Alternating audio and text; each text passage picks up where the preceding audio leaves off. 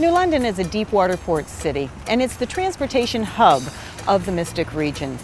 Trains, ferries, buses all end up here as they deliver their travelers who have come to explore.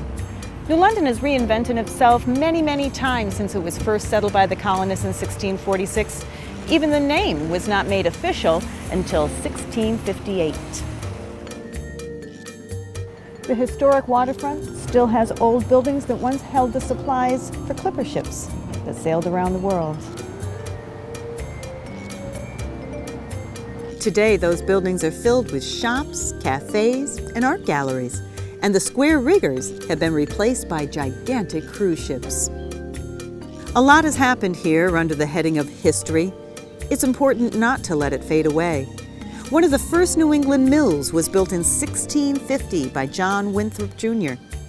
Ended up being our first governor of this state. This is where they ground the grain from local farmers. Today, the mill is being revived and is open for tours. This used to be a quiet part of town, but now, overhead, the Gold Star Bridge carries commerce and travelers as they rumble across the Thames to their next destination. It's not quiet anymore.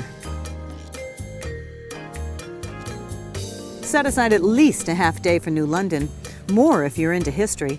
The Hempstead houses where Joshua Hempstead raised his family are the oldest homes in the city. And here's one of the original schoolhouses where Nathan Hale taught. You'll find several of these around the state. The oldest courthouse in the U.S., built in 1784, is still in use today, sitting at the head of State Street.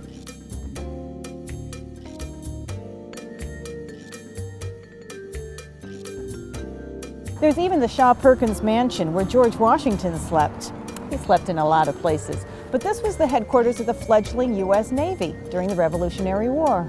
New London played a significant role in the Revolution from the early days when the broadsheets were printed here to inform the populace of British exploits. The city was burned by Benedict Arnold in the only battle in Connecticut. He came from up the road in Norwich, a local boy. Annually, the streets are filled with soldiers recreating the events that led to the birth of our nation. New London's military roots run deep. The U.S. Coast Guard Academy started here at Fort Trumbull and continues to train its officers on a very large campus just north of the city.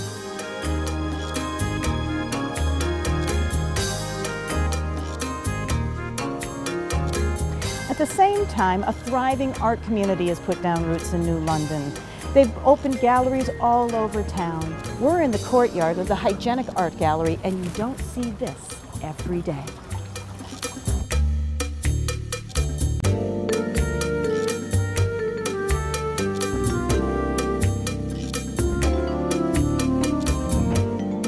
And for all we've talked about, we haven't even touched on the food. New London has a diverse selection from hot dogs and pizza to ethnic choices that will dazzle your taste buds. Whether you're looking for fine dining or you just want a nice table to overlook the harbor, New London has something that will fit every palate and appetite. Day or night, I'm hungry. Let's go.